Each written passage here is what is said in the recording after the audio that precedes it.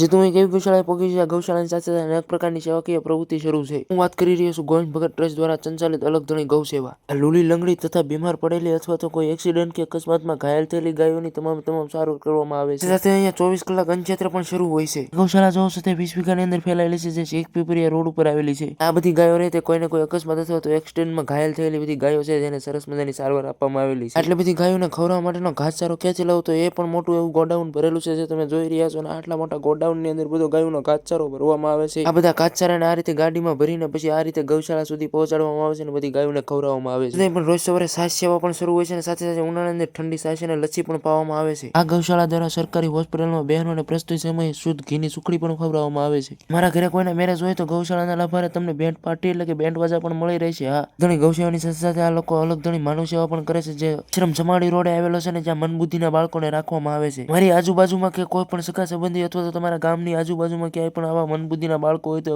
અવશ્ય કોન્ટેક્ટ કરવો, કે અહીંયાના વાતાવરણમાં લઈને મંદબુદ્ધિના લોકોમાં ઘણો બધો ફેરફાર આવતો હોય છે અને ઘણા લોકો સાજા પણ થઈ જતા હોય છે. આ આશ્રમ મંદબુદ્ધિના બાળકો માટે બનાવવામાં આવેલો છે, જ્યાં તમને સરસ મજાની સગવડ જોવા મળી રહે. તમારી આજુબાજુમાં આવા મંદબુદ્ધિના બાળકો હોય તો આ ગૌશાળાનો અવશ્ય કોન્ટેક્ટ કરજો. નીચે કોન્ટેક્ટ નંબર આપું છું. ને હા, ગૌશાળાની આવી સેવાકીય પ્રવૃત્તિ જોવા માટે આઈડીને ફોલો કરી લો. આ ગૌશાળાના એડ્રેસની વાત કરીએ તો રાજકોટ ભાવનગર હાઈવે ઉપર બાબરા અલગધણી ગૌ સેવા. આ ગૌશાળાની અવશ્ય એકવાર મુલાકાત લેજો. ને બાકી વધુ માહિતી માટે નીચે કોન્ટેક્ટ નંબર આપેલો છે.